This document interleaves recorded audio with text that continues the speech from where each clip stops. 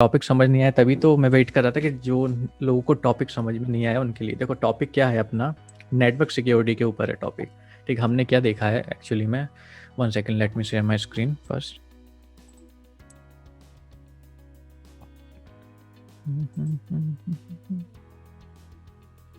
Okay, so मेरी PPT दिख रही है? Comment Y if you can see my PPT. Okay, तो चलो चलो भैया स्टार्ट करते हैं अपन।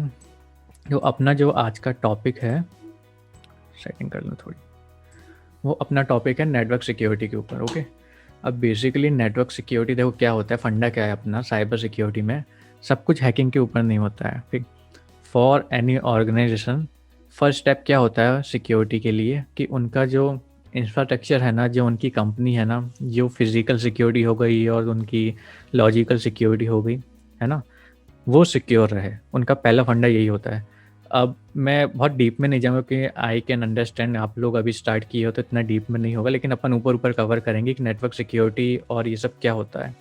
राइट, नेटवर्क सिक्योरिटी का फंडा क्या है बेसिकली। कोई कंपनी है, ठीक, जैसे फॉर एग्जांपल ये तुम्हारी कंपनी है, ठीक, ये एक कंपनी है फॉर एग्जांपल, और एक ये कंपनी है फॉर एग्जांपल। ठीक, ज़रूरी नहीं कोई भी कंपनी हो, कोई भी कंपनी ले लो, पेप्सी ले लिया अपन ने, या फिर कोई भी एबीसी कंपनी है। ठीक, तो डिफरेंट डिफरेंट ऑफिसेस होते हैं हर कंपनी के। फॉर एग्जांपल ये दोनों कंपनी के ऑफिस है इंटरनेट के थ्रू कनेक्टेड है। ठीक, ये अपना ऑफिस है इंडिया में, राइट, एक ऑफिस होगा यूएसए में, होगा एक ऑफिस है इनका, तो एक इनका ऑफिस है यूएसए में। ठीक, सो ये डिफरेंट डिफरेंट ऑफिसेस है जो आपस में कनेक्टेड रहते हैं। अब फंडा क्या होता है, अगर हैकर का देखो, जब कोई हैक करता है इंसान, तो सबसे पहले वो क्या टारगेट करेगा, सबसे पहले जो फ्रंट फेसिंग रहेगा, ठीक, हाई लेवल में समझो एक सर्वर होगा। सर्वर कहाँ होगा, या तो वो उनके ऑफिस में ही रहेगा सर्वर, या फिर कोई थर्ड पार्टी जो जैसे गोडैडी वगैरह हो गया, या फिर डेटा सेंटर AWS वगैरह होता है, ठीक, वहाँ पे उनका सर्वर रहता है बेसिकली। तो सर्वर को प्रोटेक्ट करने के लिए हमको नेटवर्क सिक्योरिटी अच्छे से इनेबल करनी पड़ती है। ठीक, इसको मैं और समझाता हूँ, एक मिनट। हाँ, देखो, जब भी हम कोई कंपनी की सिक्योरिटी को डिफाइन करते हैं, कंपनी की सिक्योरिटी को मेंटेन करते हैं, तो सबसे पहले हमारा नेटवर्क पे ध्यान जाना चाहिए। क्योंकि अगर नेटवर्क सिक्योर नहीं है, नेटवर्क में हमारा फायरवॉल नहीं है, हमारे IDS IPS नहीं है, तो ऑटोमेटिक है यार, अटैक्स तो होंगे। अगर सर्वर पे अटैक्स ना हो तो नेटवर्क में काफ़ी सारे एम्प्लॉयज़ होंगे। नेटवर्क मतलब पूरी कंपनी का इंफ्रास्ट्रक्चर, वहाँ पे काफ़ी सारे एम्प्लॉयज़ बैठते हैं एक कंपनी में, एक ऑफिस में। ठीक, तो हो सकता है कि जैसे नव्या तुम एक ऑफिस में काम कर रहे हो और मैंने तुम्ही को टारगेट किया, सीधे तुम्हारे सिस्टम पे अटैक कर दिया, राइट। तो उसके लिए जो फ्रंट डिफेंस होता है ना, डिफेंस मैकेनिज्म, वो सबसे पहले होता है हमारी नेटवर्क को सिक्योर करवाना। Network security is the top most priority for any organization और एनी कंपनी। ठीक, उसके लिए क्या स्टेप्स होते हैं जो जनरली हाई लेवल पे जो फॉलो करते हैं नेटवर्क सिक्योरिटी इंजीनियर्स वगैरह। सबसे पहले हमारा होता है कॉम्प्रिहेंड योर IT नेटवर्क और IT इंफ्रास्ट्रक्चर। ठीक, तो बेसिकली इसका मतलब क्या है, इसका मतलब ये है आपका जो नेटवर्क है, if you know network topology comment Y, if you don't, okay, no, no, okay, this thing is new to all. Okay, so basically network topology क्या होता है बताता हूँ। ठीक, जैसे आपकी कंपनी है, ठीक, डिफरेंट डिफरेंट एम्प्लॉय बैठे हैं, ये एक कंप्यूटर है, ये एक कंप्यूटर है, ये एक कंप्यूटर है, ये एक कंप्यूटर है, ये एक कंप्यूटर है, ये एक कंप्यूटर, डिफरेंट डिफरेंट एम्प्लॉय के कंप्यूटर्स हैं। ठीक, और ये एक सर्वर है, सपोज ये सर्वर है अपना। ठीक, अब टोपोलॉजी क्या होता है, टोपोलॉजी डिफाइन करती है कि कनेक्टिविटी कैसी है। हो सकता है कि ऐसी कनेक्टिविटी, यहाँ से ये सर्वर यहाँ से कनेक्टेड हो, मेन PC हो, ये एडमिन का PC है, सपोज एडमिन का PC है। ठीक, अब नाउ इस एडमिन के थ्रू यहाँ से ये दूसरा PC कनेक्टेड है, ठीक, सेकंड वाला। अब यहाँ से ये थर्ड PC कनेक्टेड है, थर्ड वाला। अब यहाँ से ये फोर्थ PC कनेक्टेड है, फोर्थ, फिर ये फिफ्थ और ये सिक्स्थ, राइट। ये सारे कनेक्टेड है एक दूसरे से। एम्प्लॉय बैठे, इधर नव्या बैठा है, इधर यश बैठा है, इधर हर्ष बैठे हैं, ऐसे अलग अलग सब लोग बैठे हैं। ठीक, अब देखो इसमें क्या प्रॉब्लम होती है टोपोलॉजी में, ये नॉर्मल बस टोपोलॉजी बोलते हैं इसको।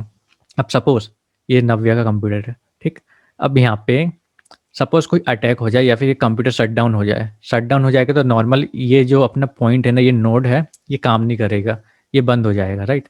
ये कंप्यूटर ऑफ हो गया सपोज, ठीक, कुछ हो गया, प्रॉब्लम आ गई। अगर ये ऑफ हो जाएगा तो इसकी वजह से, क्योंकि नेटवर्क आगे कनेक्टेड ही नहीं है, तो ये आगे तक जा ही नहीं पाएगा, कनेक्शन पूरा, नेटवर्क पूरा अपना ब्रेक हो गया, राइट। तो यहाँ पे जो थर्ड नंबर पे जो भी बैठा है, सपोज यस, यहाँ पे थर्ड नंबर पे यस का ये पीसी है, ये सिस्टम है, अगर आगे से ये सिस्टम ब्रेक हो गया, ठीक, तो यस अगर यहाँ से भेजेगा भी नेटवर्क में कुछ, तो रिक्वेस्ट यहाँ तक जाएगी, यहाँ के बाद ये ब्रेक हो चुका है, यहाँ से कनेक्शन, नेटवर्क ही नहीं रहा है, तो आगे सर्वर तक जा ही नहीं पाएगी, ये एक प्रॉब्लम हो गई है ना। तो बेसिकली क्या होता है कंपनीज में, वो लोग फॉलो करते हैं स्टार टोपोलॉजी और मेश टोपोलॉजी, अलग अलग टोपोलॉजी है, वो नेटवर्किंग का पार्ट है। टोपोलॉजी का मतलब ये कि हाउ डिफरेंट कंप्यूटर्स और different systems are connected together. So जैसे ये हो गया अपना, ये सर्वर है फॉर एग्जांपल, ये मेन सर्वर है, यहाँ से सबको काम है। तो ये डिफरेंट डिफरेंट, जैसे हमारा एक कंप्यूटर, एक ये कंप्यूटर है, एक ये कंप्यूटर है, एक ये कंप्यूटर है, राइट, एक ये कंप्यूटर है हमारा, और ये सर्वर है अपना, ठीक। तो स्टार टोपोलॉजी में क्या होता है एक्चुअली में, यहाँ से इस सर्वर से ना सभी कंप्यूटर आपस में कनेक्टेड होंगे। ये तो सपोज ये वाला नोड है, हम एक हर पीसी को, हर सिस्टम को नोड बोलते हैं। अब फॉर एग्जांपल जैसे ये वाला नोड है, ठीक, ये नव्या का है, नव्या ने अपना बंद कर दिया, सिस्टम को ऑफ कर दिया, या फिर इसमें अटैक हो गया, कुछ भी हो गया, यहाँ पे वायरस आ गया, वायरस आ जाते हैं जब भी कंपनीज में, तुरंत वो सिस्टम को ऑफ कर देते हैं हम, राइट। तो सपोज ये ऑफ हो गया है, ये कंप्यूटर नेटवर्क में रह ही नहीं, इसको ऑफ कर दिया, तो ये बताओ अगर ये ऑफ होता है तो बाकी सिस्टम को कोई फर्क पड़ेगा? कमेंट मारो यस और नो, बाकी सिस्टम को फर्क पड़ेगा अगर ये नेटवर्क में ऑफ हो जाता है तो?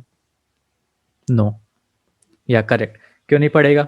क्योंकि बाकी कंप्यूटर डायरेक्टली सर्वर से कनेक्टेड है ना, ये डायरेक्ट जो भी अपना इन्फॉर्मेशन है यहाँ से भेज सकते हैं, यहाँ से आ सकती है इन्फॉर्मेशन, राइट। अगर ये नहीं भी रहता है नेटवर्क में तो कोई फर्क नहीं पड़ता। ये होता है स्टार टोपोलॉजी, ठीक है, स्टार, ठीक। अब एक मैश भी होता है, मैश में क्या होता है, मैश टोपोलॉजी में एक ये सिस्टम है, एक ये सिस्टम है, एक ये सिस्टम है, ठीक। आपस में सब एक दूसरे से कनेक्टेड रहते हैं, कि ये इससे कनेक्टेड है, ये इससे कनेक्टेड है, ये इससे कनेक्टेड है, राइट। और ये तो आपस में होगा, और जैसे और भी है ये, तो ये इससे कनेक्टेड है, ये इससे कनेक्टेड है, और ये भी आपस में कनेक्टेड होंगे, एक ये होती है टोपोलॉजी। तो ऐसे ये अलग अलग टाइप की टोपोलॉजीज होती है। उसका मतलब यही है टोपोलॉजीज का हाई लेवल में, कि कंप्यूटर्स एक दूसरे से कैसे कनेक्टेड है, वो होती है टोपोलॉजी, राइट। सो कमेंट मारो अगर टोपोलॉजीज का फंडा समझ में आ गया तो, वाई और no, network topologies, okay great. तो आप लोग साथ एक काम करो, साथ में नोट्स बनाते रहो, मैं हाई लेवल बता रहा हूँ, उसके बारे में स्टडी करना है, ठीक। तो फिर आगे अगर लाइफ में इस फील्ड में आना, साइबर सिक्योरिटी में नेटवर्किंग बहुत ज़रूरी है, राइट। तो नोट कर लो टोपोलॉजीज। हमको सबसे पहले क्या समझना है, टोपोलॉजीज क्या है, उसका अलग से एक रख लेंगे अपन, हाफ आवर का, हाफ आवर में सब कवर हो जाए टोपोलॉजीज क्या होता है। तो सबसे पहले हमको पढ़ना है टोपोलॉजीज क्या होता है। टोपोलॉजीज का मतलब यही है कि how our system, different systems are connected together with in our infrastructure, ये होगा पहला पॉइंट। तो सबसे पहले जब हमको नेटवर्क में सिक्योरिटी को मेंटेन करना होगा, सबसे पहले हमको नेटवर्क को स्टडी करना पड़ेगा, राइट।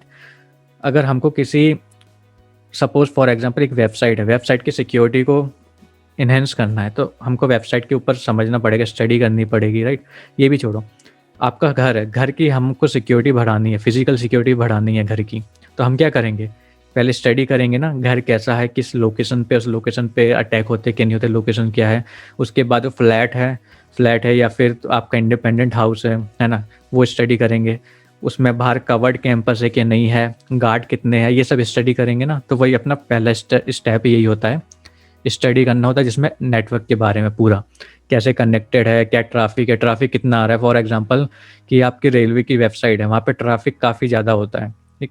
और इसका सेकंड लेते हैं हम, हमारी जो साइबर अकेडमी जो वेबसाइट है, यहाँ पे ट्रैफिक इतना नहीं है, अगर वो बंद भी हो जाती है 1-2 घंटे के लिए तो ज़्यादा कोई फ़र्क नहीं पड़ेगा, लेकिन रेलवे की वेबसाइट अगर बंद हो जाती है तो काफ़ी फ़र्क पड़ेगा, राइट। तो वो होता है ट्रैफिक को समझना। तो पहला स्टेप क्या है, जब नेटवर्क सिक्योरिटी की साइड हम बढ़ेंगे, हमारे नेटवर्क को समझना है, इंफ्रास्ट्रक्चर को समझना है, टोपोलॉजीज को समझना है, जो भी उसके अंदर कितना किस तरीके से काम हो रहा है वो पूरे स्टडी करना है हाई लेवल पे नेटवर्क को समझ के, राइट। अब उसके बाद हम आगे बढ़ते हैं सिक्योरिटी पॉलिसीज़ में। पॉलिसीज एंड प्रोसीजर क्या होता है बेसिकली, फॉर एग्जांपल ऐसे समझते हैं डायग्राम के साथ। सपोज ये सिस्टम है, एडमिन सिस्टम है हमारा, ठीक। ये जो चीज़ें है ना, ये हाई लेवल की चीज़ें होती है, सीनियर पोजीशन की। स्टार्टिंग में VAPT वगैरह में ये सब नहीं होता, लेकिन अगर आप जॉब करने जाओगे ना तो आपको ये सब चीज़ें अच्छे से समझनी पड़ेगी। पॉलिसीज़, प्रोसीजर्स क्या होता है, सारी चीज़ें सिर्फ हैकिंग से नहीं होती है। साइबर सिक्योरिटी में आपको काफ़ी चीज़ें, फिजिकल सिक्योरिटी भी होती है, काफ़ी चीज़ें मैनेजमेंट वाली भी होती है। तो सिंपल पॉलिसी क्या होती है, पॉलिसीज़ होती है कि ये सिस्टम है तो हमने पॉलिसी क्या डाल दी कि फॉर एग्जाम्पल पासवर्ड पॉलिसी हो गई एक, ठीक, पासवर्ड पॉलिसी में क्या रहेगा कि मिनिमम पासवर्ड की लेंथ क्या होनी चाहिए, मिनिमम पासवर्ड में क्या सिक्योरिटी होनी चाहिए, राइट।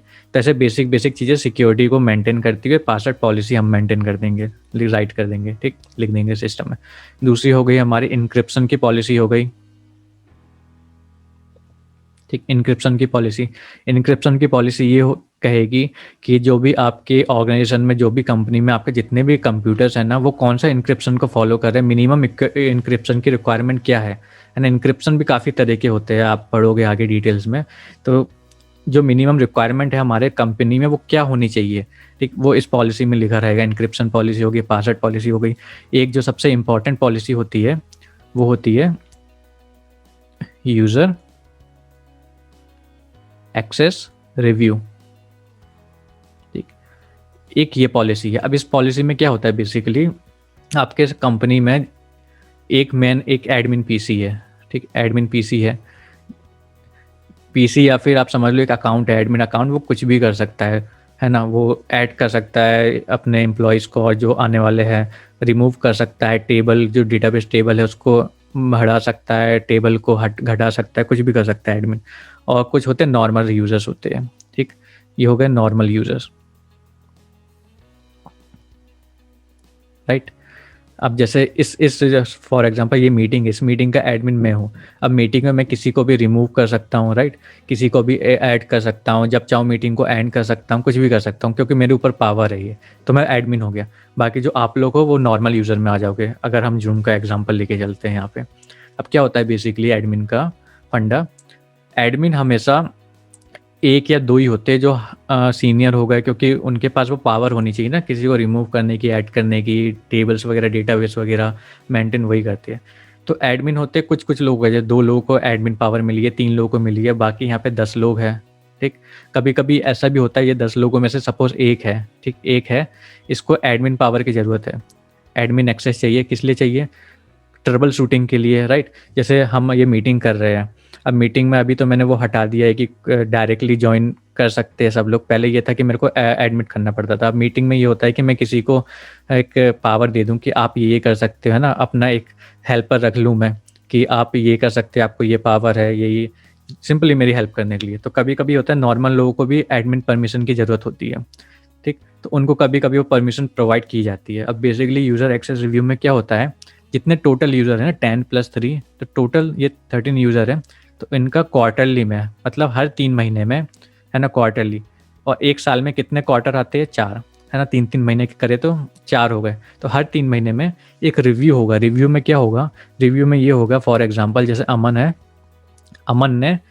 अमन की यूज़र आईडी है सपोज AMAN अमन 1, ये मेरी लॉगिन आईडी है फॉर एग्जांपल। अमन ने कौन सा सिस्टम को यूज़ किया, कितने टाइम यूज़ करता है, कब कब यूज़ करता है, पूरा रिव्यू होता है। रिव्यू में क्या पता चलता है, फॉर एग्जांपल सपोज अमन आज जॉब कर रहा है ABC कंपनी में, राइट। अब आज से सपोज 2 महीने बाद मैंने ये कंपनी को लीव कर दिया, ठीक, मैंने छोड़ दिया, एग्जिट कर दी ये कंपनी, दूसरी कंपनी ज्वाइन कर दी। लेकिन अभी भी मेरे पास ये परमिशंस है इसको एक्सेस करने के लिए, परमिशंस है। हो सकता है कि मेरा जो एक्सेस था वो रिवोक ना हुआ हो सकता है। कभी कभी जल्दबाजी में होता है ना, भूल जाते, कुछ भी होता है। ज़रूरी नहीं कि हर बड़ी से बड़ी कंपनी, छोटी से छोटी कंपनी, जो ह्यूमन एरर होते हैं ना, इंसानों से गलतियाँ होती रहती है। तो हो सकता है कि मेरा एक्सेस रिव्यू ना हुआ हो यहाँ पे, तो मेरे को अभी भी परमिशन है। तो उससे क्या होगा, मैं बाद में भी एक्सेस कर सकता हूँ। लेकिन जबकि मैंने ये कंपनी को क्वाइट कर दिया है, मैंने एग्जिट कर दिया कंपनी, तो टेक्निकली मेरे को वो परमिशन नहीं होनी चाहिए। तो एक्सेस रिव्यू होता है ना, उसी में हेल्प करता है। तो जो मिस हो जाता है, कभी कभी परमिशन ग्रांट करने को रिवोक करना मिस हो जाता है, किस यूज़र को परमिशन कितनी मिली है, यूज़र कब कब एक्सेस कर, तो पूरा रिव्यू होता है उसका क्वार्टरली बेसिस पे। पूरा एक हम ऑडिट टाइप का होता है, उसमें फाइंड आउट करते हैं किस यूज़र ने कब रिव्यू किया, किस यूज़र ने किस कब एक्सेस किया, उसका कौन कौन से राइट्स है, रीड राइट है, रीड में परमिशन है कौन कौन सी, और रीड हो गया, राइट हो गया, है ना, मॉडिफाई कर सकता है कि नहीं कर सकता। ये नॉर्मल रिव्यू होते हैं यूज़र एक्सेस रिव्यू में। तो ये समझ में आया? यस और नो कर दो।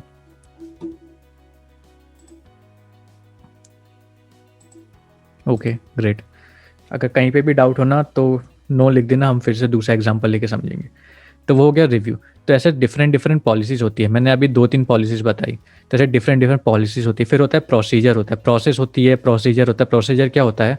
प्रोसीजर ये होता है जैसे न्यू एम्प्लॉय आ रहा है, ठीक, न्यू एम्प्लॉय है कोई, ठीक, न्यू एम्प्लॉय ने ज्वाइन किया, ये ठीक, ये नव्या है, ठीक, इसने ज्वाइन किया अपनी कंपनी को। अब हमने जो कंपनी खोली, अब क्या होगा, एक पूरी प्रोसेस होती है। किसी ने ज्वाइन करा तो प्रोसेस क्या होगी, पहले एचआर होगा, एचआर साइन ऑफ करेगा कि हाँ ये एम्प्लॉय, उसका बैकग्राउंड वेरिफिकेशन होगा कि कहाँ से उसने ज्वाइन किया, उसकी प्रीवियस कंपनी क्या थी, कितना उसको एक्सपीरियंस है, ये सब पूरा चेक होगी, फॉर्मेलिटीज़ होगी। उसके बाद क्या होगा नेक्स्ट स्टेप में, वो जो नव्या का जो मैनेजर है, मैनेजर को वो पूरी डिटेल्स प्रोवाइड की जाएगी। मैनेजर पूरा रिव्यू करेगा, फिर मैनेजर डिसाइड करेगा उसको कौन कौन सा एक्सेस की ज़रूरत है, ठीक। जैसे यहाँ पे सपोज डिफरेंट डिफरेंट एक्सेस है। सपोज ये एसईओ है, ठीक, एसईओ के लिए एक्सेस है, एसईओ पैनल ये है हमारा, एडमिन के लिए है, ठीक। ऐसे डिफरेंट डिफरेंट जगह हो गई, है ना। ये है डेटाबेस हो गया, डेटाबेस का हो गया ये कंप्यूटर। तो इसको जॉब में किस लिए रखा है हमने, सपोज फॉर एग्जांपल नव्या को एसईओ में अच्छा आता है, ये सब एसईओ के लिए। तो ये परमिशन थोड़ी ना मिलेगी, है ना, ये परमिशन नहीं देंगे हम, सारी परमिशन तो दे नहीं सकते। तो ये परमिशन चाहिए होगी इसको। इसके लिए क्या होगा, जो मैनेजर होगा, जो भी मैनेजर होगा वो पूरा देखेगा। मैनेजर ही परमिशन ग्रांट करता है। आपका जो सीनियर होगा ना कंपनी में, आपका मैनेजर, टीम लीडर, वही परमिशन आपको ग्रांट करेगा। तो इनको ये परमिशन सिर्फ यही वाली मिलेगी, एसईओ पैनल की जो भी रहेगा। तो सिर्फ यहीं तक एक्सेस होगा, डेटाबेस का एक्सेस नहीं मिलेगा, यहाँ का भी एक्सेस नहीं मिलेगा, ये सब एक्सेस नहीं मिलेंगे सिर्फ यहाँ। तो ये सब प्रोसीजर होगा। तो ये प्रोसीजर का मतलब ये है कि कैसे कैसे होना चाहिए। तो एक फॉर्म होता है बेसिकली, जब भी न्यू यूज़र होता है, न्यू यूज़र रजिस्ट्रेशन फॉर्म होता है। अब मेरे पास पावर है, ठीक, फॉर एग्जाम्पल, चलो डायग्राम लेके समझते हैं फिर से। ये मैनेजर है, ठीक, मैनेजर का पीसी, ये मैनेजर है, और ये न्यू एम्प्लॉय है।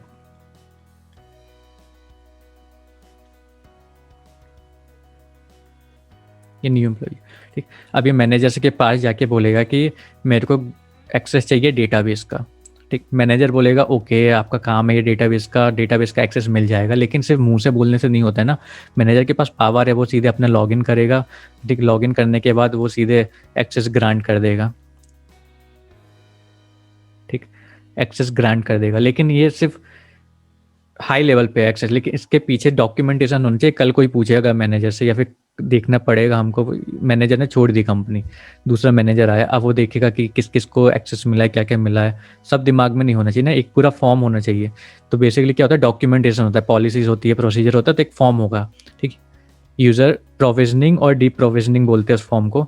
तो इस फॉर्म में एम्प्लॉय का नाम, डिटेल्स वगैरह रहेगी, ठीक। उसको कौन कौन सी परमिशन चाहिए, परमिशन की डिटेल्स रहेगी, डिटेल्स के साथ ये रहेगा क्यों चाहिए वो परमिशन, वो पूरा फॉर्म मेंटेन होगा। फॉर्म को मैनेजर रिव्यू करेगा। मैनेजर रिव्यू करने के बाद उसी फॉर्म को मैनेजर का सुपरवाइजर जो भी सीनियर होगा या फिर दूसरा पर्सन, हमेशा 2 लोग रिव्यू करते हैं। क्यों हो सकता है ये मैनेजर और ये न्यू एम्प्लॉय दोनों मिले हुए हो, है ना, कोई घोटाला करने वाले हो, जैसे हर्षद मेहता का था घोटाला, बैंक वाला, वैसे कोई घोटाला करने वाले हो, है ना।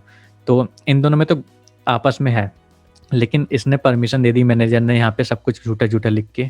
लेकिन बाद में जो ये परमिशन जाएगी आगे, जो भी और भी सीनियर एम्प्लॉय होगा उस कंपनी का, वो फिर से रिव्यू करेगा इसको कि हाँ एक्चुअल में रिक्वायरमेंट है कि नहीं है, एक्चुअल में इस न्यू एम्प्लॉय को ये एक्सेस चाहिए कि नहीं चाहिए, वो पूरा फिर से रिव्यू करेगा। तो इसमें एक मेकर चेकर का फॉर्मूला होता है, मैंने काम किया फिर दूसरा आदमी उसको रिव्यू करेगा।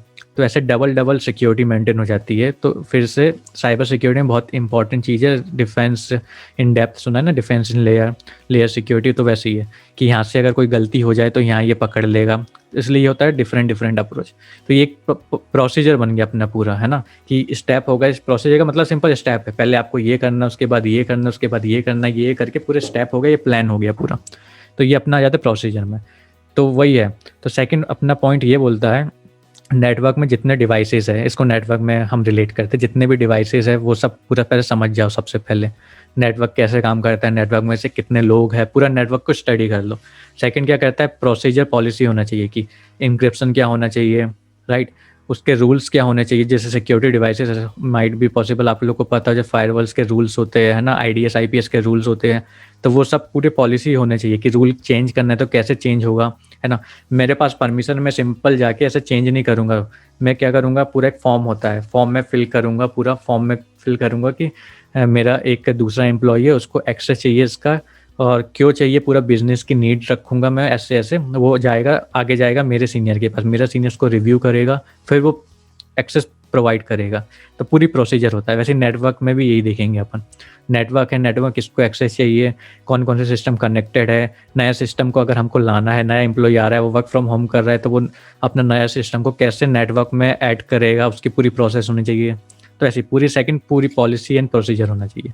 अब इम्प्लीमेंटेशन क्या होगा, इम्प्लीमेंटेशन मतलब स्टेप में जो हमने पॉलिसी प्रोसीजर जो डिफाइन की अपने नेटवर्क की, देखो सब कंपनी की रिक्वायरमेंट अलग अलग होती है, जो मेरे लिए सही है जरूरी नहीं है आपके लिए भी सही हो।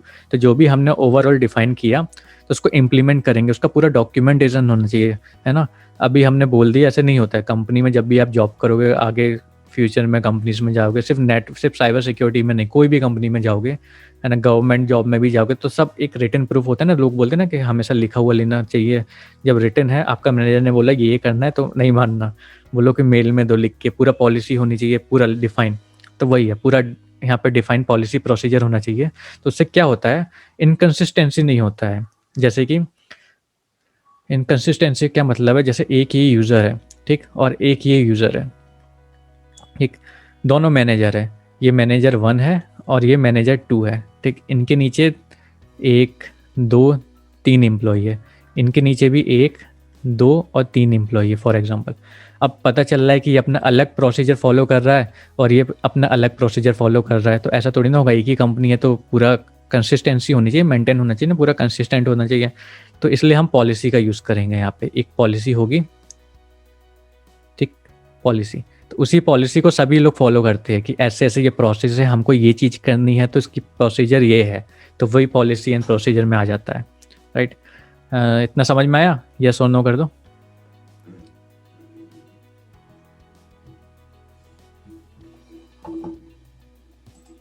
यस और नो? ओके, चलो ये पॉलिसी एंड प्रोसीजर हो गया नेटवर्किंग में, ठीक। सिक्योरिटी के अभी हमने 3 स्टेप पढ़ लिए कि नेटवर्क को कैसे सिक्योर कर सकते हैं। अब दूसरा आता है maintain standardize documentation of the entire IT infrastructure. जो अभी अपन ने सोचा ना, जो अपन ने पढ़ा वो पॉलिसी प्रोसीजर वाला, वही डॉक्यूमेंटेशन हमने वो पूरा डॉक्यूमेंट बना लिया, पूरा पॉलिसी प्रोसीजर कैसे कैसे स्टेप्स करना है वो पूरा डॉक्यूमेंट बना लिया। उसके बाद क्या होगा, पीरियडिक टेस्ट एंड ऑडिट, ठीक। ऑडिट होगा और टेस्ट होगा। कैसे ऑडिट और टेस्ट क्या होता है, जो भी डॉक्यूमेंट है उसका हर क्वार्टरली, ईयरली या फिर हाफ ईयरली ऑडिट होता है। ऑडिट में हम क्या देखते हैं कि हमारा जो स्टैंडर्ड है, एक स्टैंडर्ड है, हमने जो स्टैंडर्ड बना दिया कि ये स्टेप्स है, स्टेप्स 1 2 3 4 10, कोई प्रोसीजर के 10 स्टेप्स है। तो ऑडिट में हम क्या देखेंगे, ऑडिट में कि ये स्टेप्स फॉलो हो रहे हैं कि नहीं हो रहे, जो एम्प्लॉय काम करे वो ये 4-5 स्टेप्स फॉलो कर रहे हैं कि नहीं कर रहे हैं, ठीक।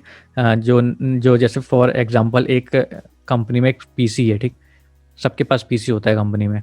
अब फॉर एग्जांपल इनका जो है ना, हर 60 डेज़ में पासवर्ड को चेंज करना है हमको। तो ये हो रहा है कि नहीं हो रहा है, सिर्फ डॉक्यूमेंटेड है, चलो ठीक है, डॉक्यूमेंटेड तो है, हमने मान लिया, हमारी पॉलिसी में लिखा है, लेकिन एक्चुअल में ये लोग फॉलो कर रहे हैं कि नहीं कर रहे। तो ऑडिट होता है। ऑडिट में क्या होता है, पूरा लोगों ने अगर चेंज किया होगा तो इसका पूरा लॉग्स जनरेट होते हैं, तो एविडेंस हम निकालते हैं, लॉग सर्वर से पूरा एविडेंस वगैरह आ जाएगा। एविडेंस को देखेंगे, हाँ ये हो रहा है, ये नहीं हो रहा है। अब सपोज कि कोई है ABC बंदा है कोई, और ये फॉलो नहीं कर रहा है जो भी पॉलिसी है, तो इसका पता चल जाएगा कि हाँ ये फॉलो नहीं कर रहा है। और अगर ये फॉलो नहीं करेगा, इसमें इसका लॉस तो है ही, इसके साथ पूरी कंपनी का लॉस है, क्योंकि अगर ये सिक्योरिटी मेंटेन नहीं करेगा ना अपनी एंड से, तो हो सकता है कि नेटवर्क पूरा कॉम्प्रोमाइज़ हो जाए, नेटवर्क में प्रॉब्लम आ जाए, राइट। तो इसलिए ऑडिट वगैरह होता है, ईयरली ऑडिट। नेटवर्क ऑडिट होता है, जैसे अलग अलग डिवाइसेस हैं नेटवर्क में, अलग अलग कंप्यूटर डिवाइसेस, सर्वर, सब कुछ है। तो क्या होगा, चेक होगा इन पे कि प्रॉपर ये बेसलाइन जो भी सिक्योरिटी फॉलो कर रहे हैं कि नहीं कर रहे। जैसे हर 2-3 महीने पैचिंग वगैरह आती है ना, विंडोज़ की पैचिंग आती है, नए अपडेट्स आते हैं, तो प्रॉपरली अपडेट्स ये हो रहे हैं कि नहीं हो रहे, अपडेट मेंटेन कर रहे कि नहीं कर रहे। पता चला कि ये वाला सिस्टम है इसमें लोग कम काम करते तो ये अपडेट ही नहीं हुआ, ठीक। ये पुराना चल रहा है, इसमें विंडोज़ का सपोज ये एक्सपी चल रहा है आज के टाइम पे भी, और सबको पता है एक्सपी आज के टाइम पे कितना वर्नेबल है, राइट। तो वही नेटवर्क का ऑडिट होगा, ऑडिट में देखेंगे ये एक्सपी चल रहा है, तो नहीं, जो भी इसका ऑनर है, जो भी सिस्टम ऑनर है, उससे बोलेंगे कि इसको अपडेट करो तो तुम, है ना, अपडेट करके लेटेस्ट जो भी कंपनी में लिनक्स या विंडोज़ चल रहा है उसमें इसको लाओ। इसलिए ऑडिट में यही फ़ायदा होता है। ऑडिट में अगर कहीं भी अपने सिस्टम में कोई भी प्रॉब्लम होगी ना, तो पता चल जाएगी ऑडिट में कि इस इंसान ने प्रॉब्लम की, ये प्रॉब्लम कर रहा है, तो फिर उसको करेक्टिव मेजर्स बताते हैं फिर ऑडिट में। तो यही होता है, और मेरा भी काम थोड़ा इसी तरीके का है। यहाँ तक समझ में आया सबको?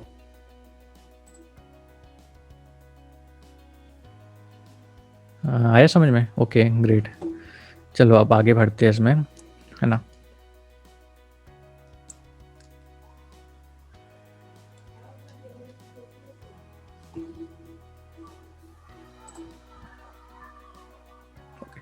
तो हमने यहाँ तक भी देख लिया, है ना, ऑडिट भी हो गया। उसके बाद क्या होता है? Security awareness. सिक्योरिटी अवेयरनेस क्या होता है? Training, crash course, tip of the day. अब इसमें क्या होता है एक्चुअली में, हर कंपनी में एम्प्लॉय नए आते हैं, जाते हैं, है ना, डिपार्टमेंट चेंज होते हैं। आज मैं कोई दूसरे डिपार्टमेंट में, कल मैं दूसरे डिपार्टमेंट में जा रहा हूँ, मेरी आज कंपनी दूसरी है, कल दूसरी होगी। तो क्या होता है, ट्रेनिंग होती है। जो जो जिनको सिक्योरिटी के बारे में नहीं पता है, अपन तो चलो साइबर सिक्योरिटी के फील्ड के है, हमको थोड़ा बहुत पता है, लेकिन काफ़ी सारे डिपार्टमेंट है, एचआर हो गया, मार्केटिंग हो गया, सेल्स हो गया, इनको साइबर सिक्योरिटी का नहीं पता है। तो इनकी प्रॉपर ट्रेनिंग होती है। ट्रेनिंग में सिखाया जाता है, हर 3 महीने में, 2 महीने में या 6 महीने में ट्रेनिंग होती है। वो डिपेंड करता है कंपनी का साइज़ क्या है और कितनी क्रिटिकल उनकी फंक्शनैलिटी है। ट्रेनिंग में उनको सिखाया जाएगा बेसिक जो साइबर सिक्योरिटी के फंडास होते हैं। फॉर एग्जाम्पल फिशिंग, तो फिशिंग की ट्रेनिंग होगी, उनको सिखाया जाएगा आपके पास कोई लिंक आएगी ऐसे मेल में, क्योंकि देखो जो फिशिंग का जो तरीका हम लोग को पता है ना, वो तो पुराना हो चुका है। आज के टाइम पे सबको पता है फिशिंग क्या होता है, लेकिन जो एक्चुअल में फिशिंग होती है ना, क्या होता है कंपनीज में, जो अटैकर होता है ना, फिशिंग कैसे वर्क करता है कंपनीज में बेसिकली, जैसे ये है, ठीक। मैं सिस्टम बनाता हूँ यूज़र के लिए, तो इसको यूज़र ही समझना। कोई ये यूज़र है, ये है अपना एचआर डिपार्टमेंट का यूज़र है, ठीक। एचआर या समझ लो अपना फाइनेंस किसी का भी यूज़र है। तो बेसिकली अटैकर क्या करेगा, इसको मेल करेगा, ठीक। अटैकर मेल करेगा, और मेल में क्या करेगा कि बोलेगा वो दूसरे डिपार्टमेंट से है। सपोज़ ये एचआर का नहीं है, एचआर का ये है, सपोज़ ये अपना है मार्केटिंग का, ठीक, मार्केटिंग का है। तो अटैकर मेल करेगा इसको एचआर का बन के, ठीक। मेल में फिशिंग मेल करेगा एचआर डिपार्टमेंट की साइड से कि आपका सैलरी पेंडिंग है, आपकी कुछ कुछ फॉर्मेलिटीज़ बची है, आप वो फॉर्मेलिटीज़ को कंप्लीट कर दो, तो आपका क्लियर हो जाएगा ये सब। नेक्स्ट सैलरी जो आएगी क्लियर हो जाएगा फॉर्मेलिटीज़, और उसमें थोड़े बहुत डिटेल्स दे देगा, क्योंकि फिशिंग में थोड़ी बहुत डिटेल्स तो लोग निकाल ही लेते हैं।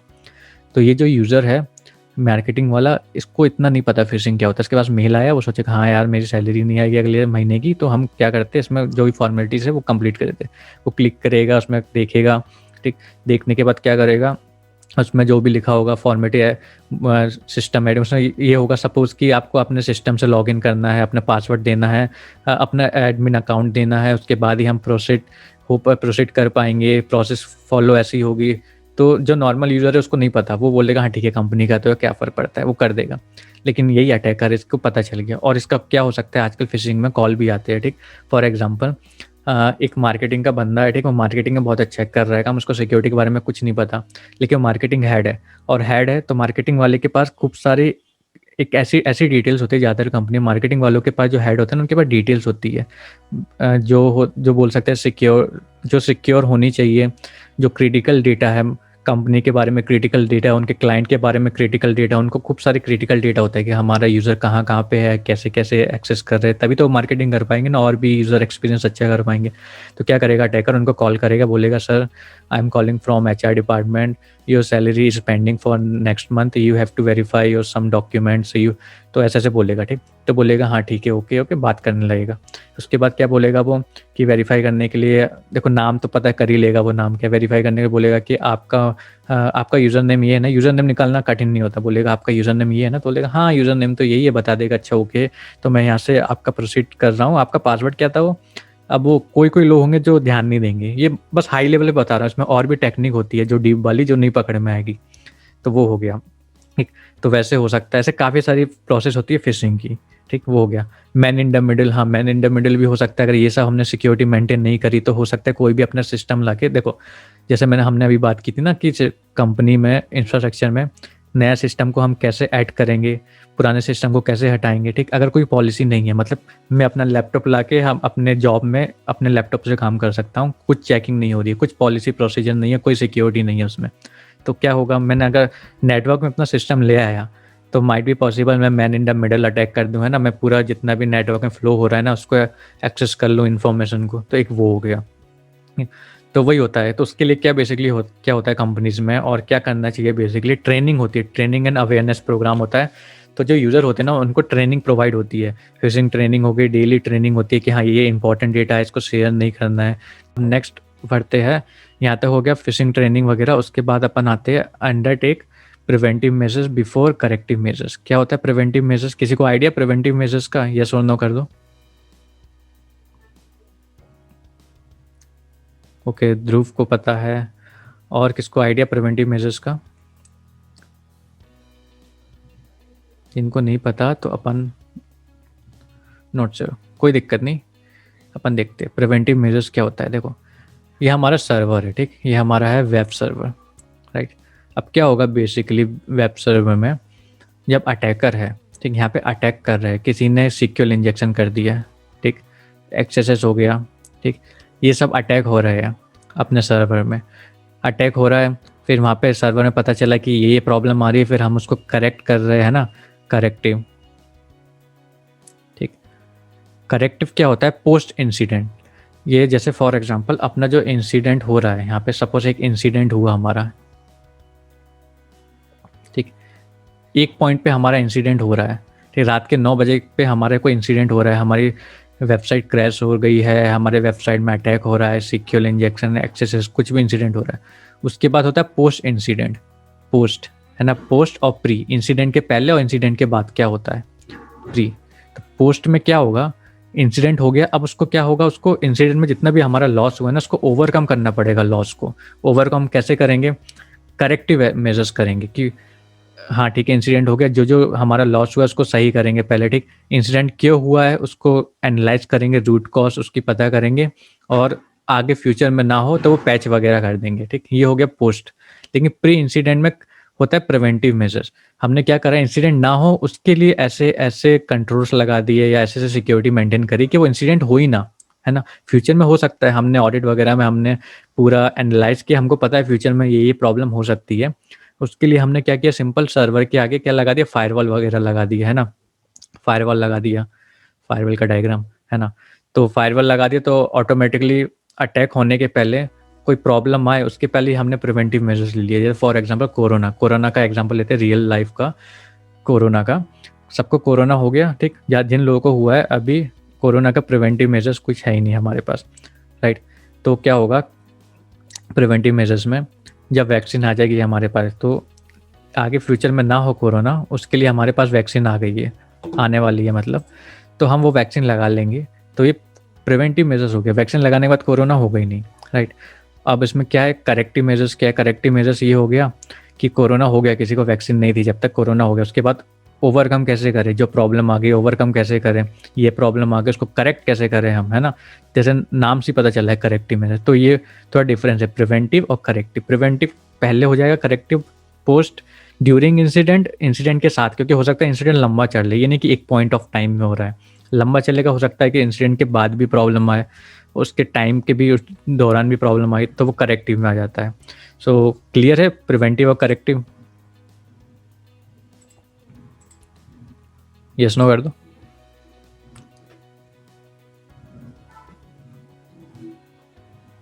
Okay great. अब देखो क्या फंडा होता है लेयर में, दी 4 keys layer of the security model. जब भी हम सिक्योरिटी को डिफाइन करते हैं अपनी ऑर्गेनाइजेशन का, तो उसमें क्या क्या चीज़ हम मेंटेन करेंगे, पैरामीटर डिफेंस। पैरामीटर डिफेंस क्या होता है अपना, फॉर एग्जांपल हमारी कंपनी है, ठीक, कंपनी के अंदर खूब सारे सिस्टम होंगे, सर्वर होंगे, सब कुछ। तो पैरामीटर मतलब हो गया कंपनी के बाहर बाहर सिक्योरिटी को मेंटेन करना, ठीक। तो क्या करेंगे, उसके घुसने के पहले ही हमने फायरवॉल लगा दिया, ठीक, फायरवॉल सुना होगा, फायरवॉल हो गया। तो जब भी अटैक आएगा तो फायरवॉल के थ्रू ही जो भी है अंदर जा पाएगा, जो भी रिक्वेस्ट जाएगी फायरवॉल से ही पास होके अंदर जाएगी, जो पैरामीटर मतलब आउटसाइड में। इसको अगर नॉन टेक्निकल फॉर्म में समझना हो तो आपका जो घर है, फॉर एग्जांपल आपका घर है या फिर बैंक है कोई भी, उसके लिए पैरामीटर डिफेंस क्या होता है? पैरामीटर मतलब बाहर ही है, बाहर सिक्योरिटी गार्ड को बिठा दिया, वो हो गया पैरामीटर डिफेंस, है ना। अंदर जो होगा वो तो अलग चीज़ है, अंदर जो भी होगा, बाहर ही एक सिक्योरिटी गार्ड खड़ा रहता है ना अपना, वो लेके बंदूक बंदूक लेके, सीसीटीवी कैमरा लगा रहता है बाहर कि पता चलता है क्या हो रहा है। तो पैरामीटर बाहरी, पैरामीटर मतलब होता है कि लेयर, बाहर की साइड जो लेयर है ना, वो पैरामीटर डिफेंस हो गया। तो जब भी नेटवर्क को हम सिक्योर करते हैं, सबसे पहले बाहर की साइड पूरी सिक्योरिटी देखते हैं। अंदर जो होगा वो तो बात की बात है, सबसे पहले बाहर अपना स्ट्रांग होना चाहिए ना बाहर। तो वो हो गया पैरामीटर डिफेंस। अब हो गया operating system and service protection. क्योंकि देखो हर जो सिस्टम होगा ना उसमें ऑपरेटिंग सिस्टम वगैरह होगा, ठीक। जैसे इसमें एक्सपी चल रहा है, इसमें विंडोज़ चल रहा है ना, अलग अलग सिस्टम चल रहे हैं। सर्वर में सर्वर 2012 जो भी है आर्म है ना, वो सर्वर चल रहा है अलग अलग। अब क्या होता है, एक बेस लाइन सिक्योरिटी होती है, बेस लाइन, ठीक। बेस लाइन सिक्योरिटी क्या होता है कि जैसे एक्सपी है तो मिनिमम हमारे सिस्टम में इतनी इतनी सिक्योरिटी होनी चाहिए, बेस लाइन मिनिमम। जैसे हमारा कंप्यूटर है उसमें बेस लाइन सिक्योरिटी हमने क्या रखी है, डिफाइन करी है कि यूज़र पासवर्ड डाल के रखेगा, ये बेस लाइन सिक्योरिटी है। ऐसा कोई यूज़र नहीं होना चाहिए जो पासवर्ड ना डाले उसमें, ठीक। ये हो गई बेस लाइन सिक्योरिटी। तो ऐसे बेस लाइन एक पूरा एक डॉक्यूमेंट बनता है, उसमें बेस लाइन सिक्योरिटी मेंटेन होती है। तो मैं ज़्यादा डीप वाली सिक्योरिटी नहीं बताया क्योंकि अभी आप लोगों को समझ में नहीं आएगा, तो ऊपर ऊपर ये समझ लो। जैसे हमारा पासवर्ड है ना, पासवर्ड हो गया कि इतना पासवर्ड होना चाहिए, पैच होना चाहिए, जो जब भी कोई अपडेट आए, अपडेट के 1 हफ्ते के अंदर पैच कर दो, वो अपडेट कर दो पूरा system.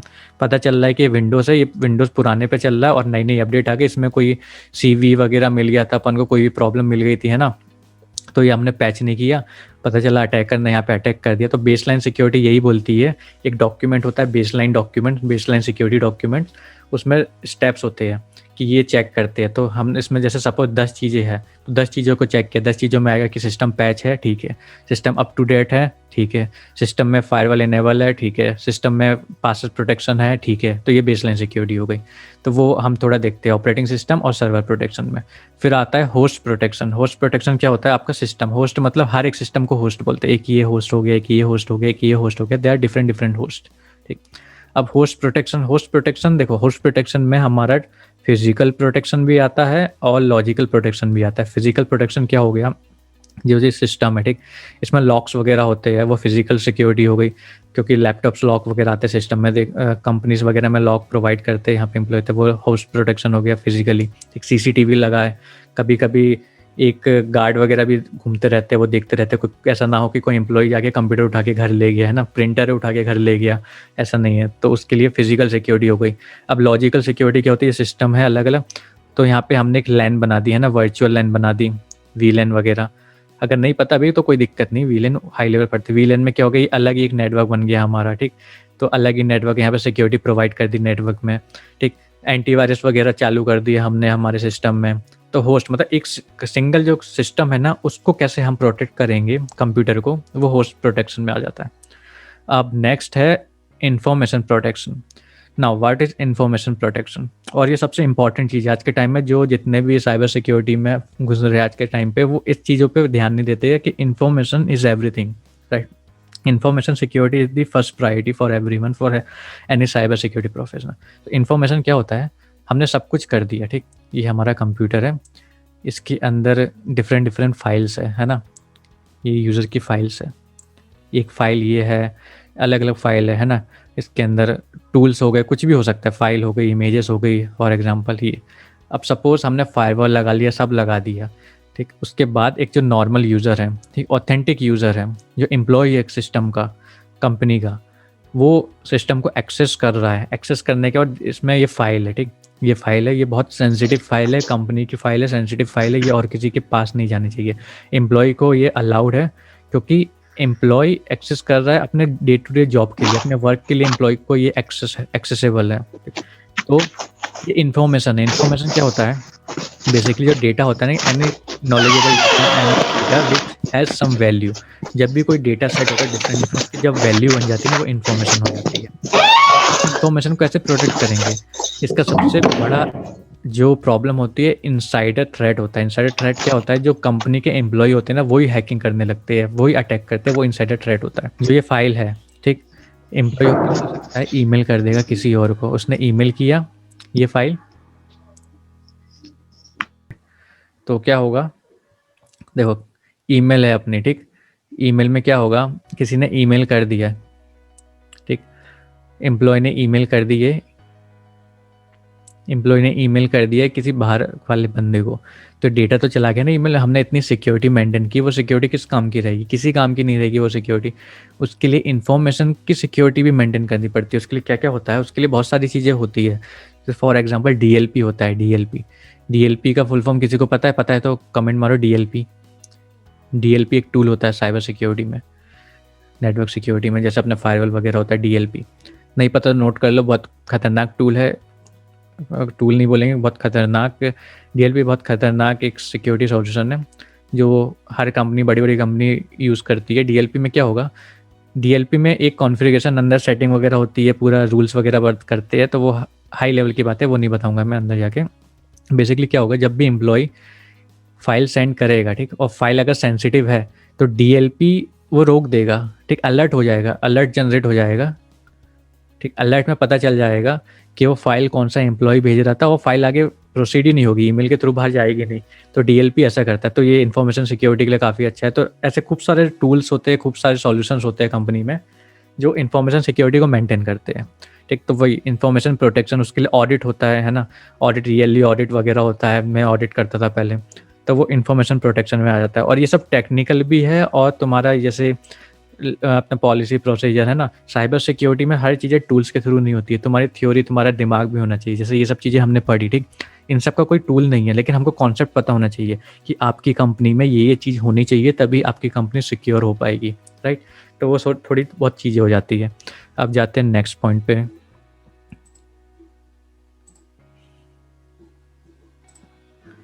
Finding the balance between security and usability, ठीक। अब बेसिकली क्या होता है बैलेंस, देखो देखो आपकी कंपनी है फॉर एग्जांपल, ठीक, हमने इतने सारे सिक्योरिटी सॉल्यूशंस, टूल्स, ये सब समझा हमने। अब बैलेंस क्या होता है, बैलेंस ये होता है,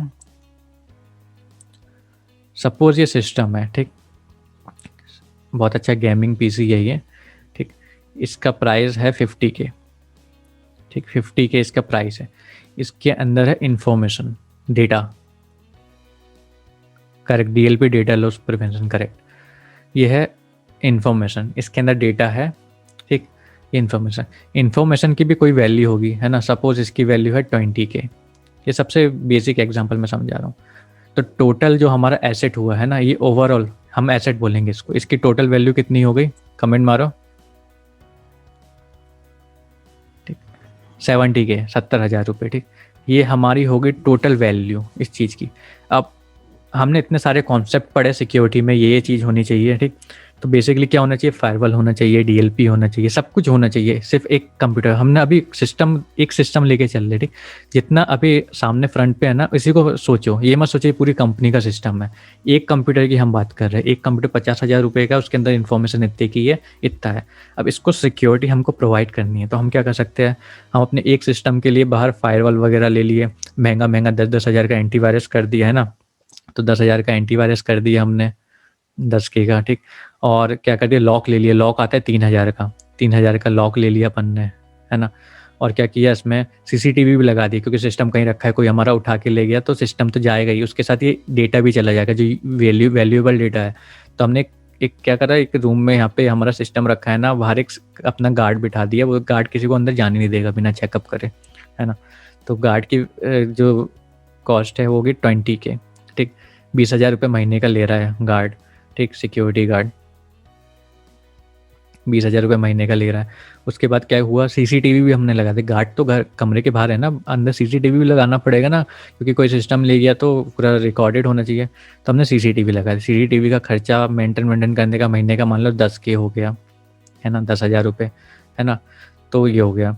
अब और क्या हो सकता है, ये इतना सिस्टम हो गया। इसके बाद क्या होगा, हम अभी भी सेटिस्फाइड नहीं है, हमने एक फायरवॉल का बड़ा वाला डिब्बा हार्डवेयर फायरवॉल ला के रख दिया, उसी की कॉस्ट कम से कम भी मान लो तो 30,000 लेके चलते हैं, ठीक, 30K का फायरवॉल आ गया हमारा, वो वाला एंटीवायरस हो गया, फायरवॉल हो गया, ये सब हो गया। उसके बाद और ऐसे ऐसे करके हमने टोटल कितने खर्च कर दिए, ठीक, खर्च हमने कर दिए है 80,000 फॉर एग्जाम्पल।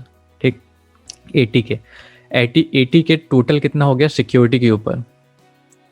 ठीक, कॉस्ट फॉर, ठीक, कॉस्ट फॉर सिक्योरिटी 80,000। ठीक, अब बताओ, कमेंट मारो ये फीजिबल है।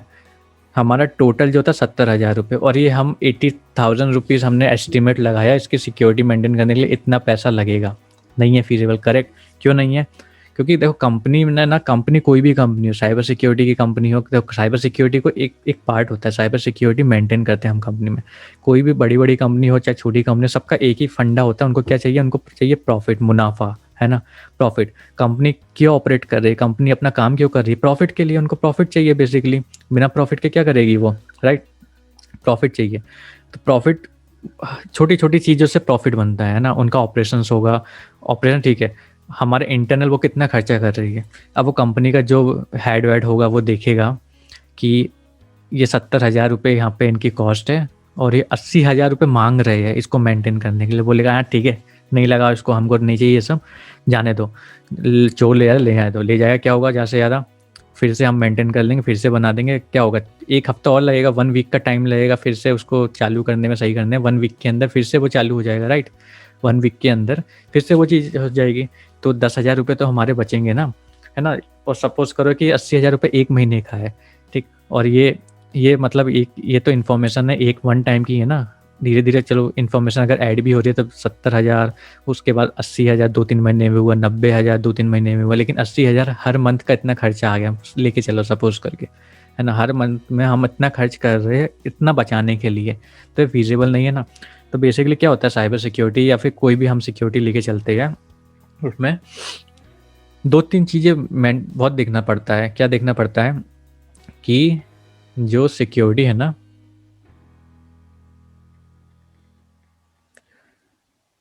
Must be align with business, right. Security जो हमारी है ना वो बिजनेस के साथ अलाइन होनी चाहिए। पता, क्योंकि सिक्योरिटी में एक फंड आता है, ठीक। आपको, आपने बोला, आपने अपने मैनेजर के पास बोला जाके कि सिक्योरिटी में बेस्ट प्रैक्टिस, मैंने पूरी बेस्ट प्रैक्टिस पढ़ के आई है अपनी कंपनी में, ये चीज़ हमको चाहिए, ये चीज़ लगानी है अपनी कंपनी में। मैनेजर बोलेगा कि इतना तो हमारा बजट ही नहीं है ना। तो कभी कभी हमको सिक्योरिटी कॉम्प्रोमाइज़ करनी पड़ती है। इसका एग्जांपल यही है, अगर आप लोग बग हंटिंग कोई करता होगा, देखा होगा, उसमें खूब सारे बग्स होते हैं जो पैच नहीं होते हैं। हम रिपोर्ट करते बोलते हैं कि वांट फिक्स वगैरह पैच नहीं होंगे। क्यों नहीं होंगे? अगर वो उसको पैच करेंगे तो पैच करने का जो टाइम जाएगा, जो खर्चा जाएगा, जो मेहनत जाएगी, वो उस बग से ज़्यादा है, तो इसलिए वो पैच ही नहीं करते। तो कभी कभी सिक्योरिटी में ये होता है कि हर जो बेस्ट चीज़ है ना वो हमारे लिए बेस्ट नहीं है। हमारे लिए क्या बेस्ट है हम वो चीज़ देखेंगे सिक्योरिटी में। आया खंडा समझ में? कमेंट वाई है अगर समझ में आया तो।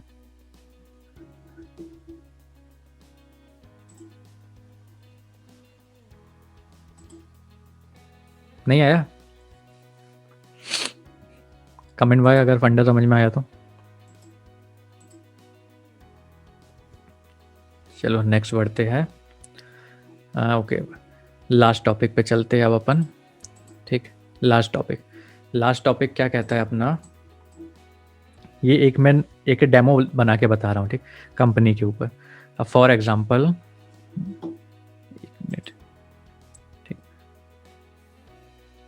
या फॉर एग्जांपल एक हमारी कंपनी है। कंपनी में क्या क्या चीज़ें होनी चाहिए? सिक्योरिटी बेस्ट प्रैक्टिसेस क्या बोलती है? एक फायरवॉल होना चाहिए, ठीक, लोड बैलेंसर होना चाहिए, IDS IPS होना चाहिए, DLP जो अपन ने बात करी वो होना चाहिए, डेटाबेस एक्टिविटी मॉनिटरिंग भी एक सिक्योरिटी सॉल्यूशन वो होना चाहिए, एंटीवायरस होना चाहिए, प्रॉक्सी होना चाहिए, DMZ जोन होना चाहिए, ठीक। ये सब क्या होता है? अगर नहीं पता तो स्क्रीनशॉट ले लो और इसके बारे में थोड़ा स्टडी करना, फिर देखते हो कि हर एक टॉपिक को कवर करेंगे ना तो वो अपने में वास्ट है पूरा, तो फिर कभी देखेंगे।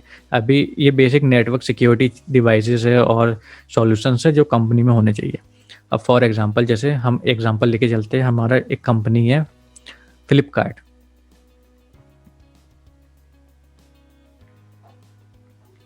ठीक, flipkart.com, ठीक। ये हमारी कंपनी है फ्लिपकार्ट।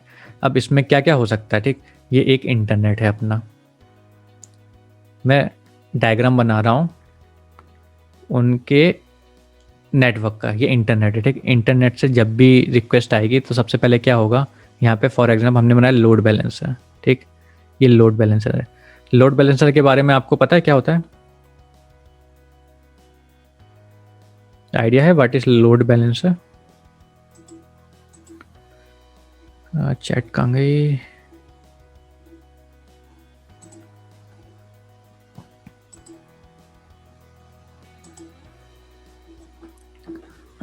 ओके, लोड बैलेंसर क्या होता है, आपने देखा होगा जब भी कंपनीज वगैरह में सेल होते हैं, फ्लिपकार्ट है, फ्लिपकार्ट का बिग बिलियन डे वगैरह आता है तो देखा होगा तुरंत तुरंत फ़ोन गायब हो गए, तुरंत तुरंत सब कुछ उड़ जाता है। तो लोड बैलेंसर क्या होता है, जब भी एक साथ खूब सारी रिक्वेस्ट आती है ना, तो क्या होता है, आपका सिस्टम है उसमें खूब सारी रिक्वेस्ट आएगी ना, तो क्या हो जाएगा, सर्वर आपका डाउन हो जाएगा, है ना, डॉस हो जाएगा, उसमें वो मेंटेन ही नहीं कर पाएगा, वो डाउन हो जाएगा। तो लोड बैलेंसर का फंडा क्या है, जब भी खूब सारी लोड आ रहा है ना, खूब सारा अपने नेटवर्क पे लोड आ रहा है ना, तो लोड को डिस्ट्रीब्यूट कर देता है, उसका अपनी प्रोसेस, अपना तरीका है, वो हम डिटेल्स में बाद में समझेंगे, लेकिन फंडा यही है लोड बैलेंसर का। जब भी लोड आएगा खूब सारा नेटवर्क में, तो वो नेटवर्क को डाउन नहीं होने देगा, वो लोड को डिस्ट्रीब्यूट कर देगा अलग अलग, तो एक ही सर्वर पे अपना असर नहीं पड़ेगा, तो सर्वर कभी डाउन नहीं होगा। अगर फ्लिपकार्ट वगैरह लोड बैलेंसर यूज़ ना करे तो क्या होगा, उसमें जब सेल वगैरह होती है, नॉर्मल टाइम में भी होती है रिक्वेस्ट, लेकिन सेल वगैरह में एक ही सेकंड में लोग कितने करोड़ों करोड़ों लोग उसमें रिक्वेस्ट कर रहे हैं, अब इतना सर्वर कैसे वो मेंटेन कर पाएगा, है ना, तो उसके लिए लोड बैलेंसर हो गया, राइट। तो ये अपना लोड बैलेंसर का फंडा होता है, वो बैलेंस कर देता है अपना। उसके बाद क्या होगा, लोड बैलेंसर के बाद एक फायरवॉल, ठीक, ये अपना हो गया फायरवॉल, ठीक। इसको बोलते हैं अपन पैरामीटर फायरवॉल, ठीक। पैरामीटर फायरवॉल सिंपली जो हमारा फायरवॉल जो बाहर की साइड होता है ना, वो होता है पैरामीटर फायरवॉल, बाहर की साइड, है ना, अपने सिस्टम के मतलब जो फ्रंट एंड पे होगा, जो अपने नेटवर्क के बाहर होगा ना, वो होगा पैरामीटर फायरवॉल हो गया। अब इसके बाद अगर हम अंदर जाते हैं, डीएमजी जोन होता है। डीएमजी जोन क्या होता है, फॉर एग्जांपल एक डीएमजी होता है, दो फायरवॉल के बीच में एक जोन होता है, उसको बोलते हैं डीएमजी, ठीक। ये है फायरवॉल 1, किस कौन सा फायरवॉल है, किस तरह का फायरवॉल है, वो डिपेंड करता है कंपनी पे और कैसा क्या है वो, ठीक। हाई लेवल में समझते, ये होता है डीएमजी। अब इसके बाद अगर जाते हैं यहाँ पे, एक यहाँ पे होता है एग्रीगेटर स्विच हो गया नेटवर्किंग में, ठीक। अगर नहीं भी पता तो कोई दिक्कत नहीं, हम समझ लेंगे बाद में। उसके बाद होता है MPLS क्लाउड होता है, इसको बोलते हैं MPLS क्लाउड, ठीक। MPLS क्लाउड से अलग अलग ऑफिस कनेक्टेड होते हैं। ये हो गया अपना भोपाल ऑफिस, ठीक। ये हो गया अपना दिल्ली का ऑफिस, राइट। ये हो गया अपना सतना सिटी है उसका ऑफिस, ये हो गया अपना मुंबई का ऑफिस, है ना। ये क्लाउड है MPLS, यहाँ से अलग अलग ऑफिस कनेक्टेड है, ठीक। और यहाँ पे अपना आता है प्रोडक्शन वाला, प्रोडक्शन होता है ना हर कंपनी में, तो प्रोडक्शन हो गया। तो प्रोडक्शन में क्या होगा, यहाँ पे प्रोडक्शन डिपार्टमेंट में गए तो यहाँ पे एक सर्वर होगा, प्रोडक्शन सर्वर, है ना, प्रोडक्शन सर्वर। और यहाँ पे अलग अलग एम्प्लॉय का सिस्टम है, ये है ना, एम्प्लॉय 1, एम्प्लॉय 2, एम्प्लॉय 3, है ना। ये सब अंदर नेटवर्किंग स्विचेस वगैरह वो लो लेवल पे रहता है, हाई लेवल पे नहीं, ठीक, वो सब अंदर होगा। तो क्या होता है, ये डीएमजी जोन है ना, ये जो जोन है ना अपना, ये वाला, ड्राइंग मेरी ज़्यादा अच्छी नहीं है लेकिन ठीक है यार, चला लेना, ठीक। इसके अंदर हम क्या करते हैं, एक सर्वर रखते हैं डीएमजी जोन के अंदर, ठीक। ये अपना होता है web server, this is web server, ठीक। ये फायरवॉल 1 है, फायरवॉल 2 है। अब देखो कॉन्सेप्ट ये है डीएमजी जोन का, ये बहुत इंटरेस्टिंग टॉपिक है, ठीक, समझना। हम ऐसा डायग्राम, ये देखो हाई लेवल का हो सकता है, थोड़ा बहुत चेंज हो कंपनी के अकॉर्डिंग, कि हाई लेवल का स्टडी करते हैं तो यही समझते हैं हम। तो बेसिकली वेब सर्वर को हमने यहाँ क्यों रखा, हो सकता है वेब सर्वर को हम अपनी कंपनी में क्यों नहीं रख रहे, मतलब यहाँ पे एम्प्लॉय बैठ रहे हैं, ये प्रोडक्शन सर्वर है, यहाँ पे वेब सर्वर क्यों नहीं रखा हमने, है ना, यहाँ पे क्यों नहीं रखा, कहीं और वेब सर्वर क्यों नहीं रखा हमने, वेब सर्वर यहीं पे क्यों रखा, उसका रीज़न ये है बेसिकली, वेब सर्वर क्या होता है, हमारी जो वेबसाइट होती है वो वेब सर्वर में होती है ना, वेब सर्वर में वेबसाइट होती है, मतलब फ्रंट फेसिंग सर्वर होता है ना। एक कंपनी का इंटरनल सर्वर है जिसमें कंपनी का काम वाम जो भी चल रहा है प्रोडक्शन का वो रहेगा, एक होगा front facing server, web server. तो अगर मैं फ्लिपकार्ट को एक्सेस कर रहा हूँ, मैं अपने गूगल पे कर रहा हूँ, URL डाल रहा हूँ flipkart.com, तो जो मेरी रिक्वेस्ट जाएगी, जो यूज़र की रिक्वेस्ट जाएगी ना, वो यहाँ से जाके ऐसे ऐसे करके इस वेब सर्वर पे हिट करती है ना। अगर इसको हम यहाँ पे रखेंगे तो ये रिक्वेस्ट ऐसे ऐसे जाएगी, यहाँ पे जाएगी, है ना। लेकिन इसलिए हमने यहाँ पे रखा है, क्यों रखा है, ये जो डीएमजी जोन होता है ना, बेसिकली यहाँ पे हमेशा हम फ्रंट फेसिंग सर्वर रखते हैं, जो यूज़र एक्सेस करना चाहता है, जो अपने ऑर्गेनाइजेशन के बाहर जिसको किसी को एक्सेस करना है ना, वो वेब सर्वर या जो भी सिस्टम है ना, उसको हम DMZ जोन के अंदर रखेंगे। इसको बोलते हैं DMG, ठीक, डीमिलिटराइज जोन बोलते हैं। तो इसके अंदर हम रखते हैं। अब क्या होता है फंडा इसमें, जैसे फायरवॉल है, ठीक, हमने यहाँ पे थोड़ा अच्छे से समझना, कॉन्सेप्ट थोड़ा हाई लेवल का है, तो वो देखते हैं फायरवॉल है, ठीक। तो जो ये अपना वेब सर्वर है किस पे चल रहा है, पोर्ट 80 और 443 पोर्ट ओपन करना पड़ेगा, है ना। वेब सर्वर के लिए पोर्ट 80 और 443 ओपन करना पड़ेगा, पता है ना, कमेंट मार दो यस अगर पता होगा तो। ठीक, पोर्ट 80 और 443 पे ये सर्विस रनिंग हो रही है वेब सर्वर की। तो अब क्या होगा बेसिकली, जब भी रिक्वेस्ट आएगी तो ये फायरवॉल है, फायरवॉल हमने ऐसे कॉन्फ़िगर किया कि अगर पोर्ट 80 की रिक्वेस्ट आ रही है, 443 की आ रही है, तो हमने आगे फॉरवर्ड कर दी, ठीक है। 80 और 443 आगे चले गई, ठीक है। ये रिक्वेस्ट यहाँ से रिक्वेस्ट 80 और 443 की आगे जा रही है, ठीक। 443 की रिक्वेस्ट आगे चलेगी, आगे जाके सर्वर को हिट कर रही है और जो भी यहाँ से, तो ये रिस्पॉन्स ये पूरा यूज़र को मिल रहा है यहाँ पे, ठीक। लेकिन अब सपोज ये फायरवॉल की बात चलेगा, अगर हम यहाँ पे दूसरा फायरवॉल नहीं रखते, हो सकता है ये फायरवॉल और ये फायरवॉल एक ही हो, है ना, वो डिपेंड करता है। अब सपोज अगर ये वाला फायरवॉल नहीं होता, ठीक, हमने यहाँ पे क्या रूल लगा दिया कि जब भी 80 और 443 की रिक्वेस्ट आए ना, तो यहाँ से आगे नहीं जाए, है ना, ये यहाँ पे ब्लॉक कर दे। यहाँ पे ओपन ही नहीं है पोर्ट, यहाँ पे अलग ही पोर्ट ओपन है, वो हमको नहीं पता, उनका जो इंटरनल जो भी यूज़ है ना, वो पोर्ट ओपन है यहाँ पे, वही अलाउड है। हो सकता है FTP के लिए हो, 21 और 22 हो, है ना, ये सपोर्ट जो भी उनकी सर्विसेज है उनके लिए हो, अभी डिसाइडेड नहीं है कौन सा है, वो कंपनी वालों को पता है। लेकिन बेसिकली फंडा यही है, 80 और 443 की रिक्वेस्ट अंदर नहीं जाएगी। तो क्या होगा, जब भी रिक्वेस्ट जाएगी, यहाँ से रिक्वेस्ट आ रही है, ठीक, यहाँ से फायरवॉल पे चेक हुई, लोड बैलेंस से चेक हुई, फिर ऐसे जा रही है, पहला फायरवॉल यहाँ पे रिक्वेस्ट देख रहा है 80 में आ रही है सर्वर के लिए, 443 की आ रही है, ठीक है सर, फायरवॉल बोलेगा ठीक है जाओ, यहाँ से चलेगी रिक्वेस्ट, वेब सर्वर पे हिट कर रही है और फिर वापस रिस्पॉन्स आ रहा है। लेकिन अब दूसरा केस में देख रहे हैं अटैकर, ठीक, एक अटैकर रिक्वेस्ट भेज रहा है, वो अटैक करने की कोशिश कर रही है, आ रही है रिक्वेस्ट, ठीक, एक्सेस करने की कोशिश कर रहा है। ये फायरवॉल पे गया, अटैकर ने पता करा कि 80 और 443 है, वो अंदर जा सकता है क्योंकि अंदर वेब सर्वर है, और ये ज़रूरी है क्योंकि फिर वेब सर्वर को यूज़ कैसे करेंगे, है ना, इसलिए अंदर रखा है। तो 80 और 443 अंदर रखा है, तो यहाँ से 80 और 443 वाला अंदर जा सकता है, ठीक है। अटैकर 80 443 के नाम पे अंदर चला गया, ठीक, यहाँ पे चला गया 443 समझ के। लेकिन ये वेब सर्वर पे नहीं जा रहा है, ये सोच रहा है कि इसके बाद भी मैं जाता हूँ, ठीक। तो इसके बाद क्या करेगा, वो ऐसे जाएगा यहाँ पे, और जाने के बाद, है ना, वेब सर्वर पे नहीं जा रहा है, मतलब समझना हाई लेवल, वेब सर्वर के बाद तो ये यहाँ पे जा रहा है, यहाँ से फिर से 443 के नाम से, क्योंकि यहाँ से बाईपास हो गया। लेकिन जैसे यहाँ पे 443 की रिक्वेस्ट आ रही है ना, तो क्या होगा बेसिकली, ये अपना फायरवॉल 2 है ना, ये ब्लॉक कर देगा, ये जाने नहीं देगा 80 और 443 वाले। इससे दो फायरवॉल होते हैं, एक इसके अकॉर्डिंग, ये वाला है ना 1 वाला, इसके अकॉर्डिंग कॉन्फ़िगर है, और ये वाला ना यही वाली रिक्वेस्ट को ब्लॉक कर रहा है, तो अटैकर अंदर नहीं जा पा रहा, है ना। और यहाँ पे जो ये पहला वाला फायरवॉल क्यों जरूरी है, क्योंकि हमने सिर्फ अलाउड किया 80 और 443 को ही हमने अलाउड किया है यहाँ पे। अब हो सकता है बाहर कोई दूसरा एक्सटर्नल एम्प्लॉय वगैरह हो, या फिर कोई कुछ काम कर रहा है, उसको अंदर जाना है ना, तो ये 80 443 तो ठीक है। इसके साथ यहाँ पे एक अलग ही जो सर्विसेज अलाउड है ना, जैसे सपोज 21 वाला अलाउड है, तो FTP अंदर जा रहा है, ठीक, FTP की रिक्वेस्ट अंदर जा रही है, FTP यहाँ से अलाउड है। तो यहाँ से सर्वर में भी अगर किसी को वेब सर्वर एक्सेस करना है, तो यहाँ से भी FTP यहाँ पे जा सकता है, यहाँ से भी यहाँ पे जा सकता है ना, ऐसे, तो वो अलाउड कर दिया FTP का। तो FTP वाला यहाँ से यहाँ जा सकता है, यहाँ से यहाँ जा सकता है, ये अलाउड कर दिया। लेकिन 80 पोर्ट का यूज़ करके हम यहाँ से यहाँ और यहाँ से यहाँ नहीं जा सकते। ये बेसिकली फंडा है DMZ का। समझ में आया DMZ? जानना थोड़ा हार्ड है, लेकिन इसमें कोई क्वेश्चन है? Yes no? कोई क्वेश्चन? सब ऊपर से चला गया क्या? नो मतलब समझ में आया कि क्वेश्चन नहीं है, कि सब ऊपर से चला गया? देखो DMZ और ये जो नेटवर्क है ना, थोड़ा हाई लेवल पे हो जाता है, लेकिन फंडा यही है अपना। अब देखो फॉर एग्जांपल ये लोड बैलेंस, अब फ्लिपकार्ट की जगह हम एग्जांपल लेके चलते हैं, ठीक। कोई दूसरी कंपनी है, ठीक, दूसरी कंपनी, जैसे हमने सोचा कोई दूसरी कंपनी का नाम बताओ। जैसे फॉर एग्जांपल कोई छोटी मोटी कंपनी है, ठीक, ABC, कोई भी कंपनी अपन लेके चलते हैं, ABC कंपनी है, ठीक, abc.com, ठीक। ये अपना शॉपिंग साइट की नहीं है, शॉपिंग कार्ट नहीं है, ये अपना शॉपिंग वेबसाइट नहीं है, ये अपनी नॉर्मल कंपनी है, एम्प्लॉय वाली, ठीक।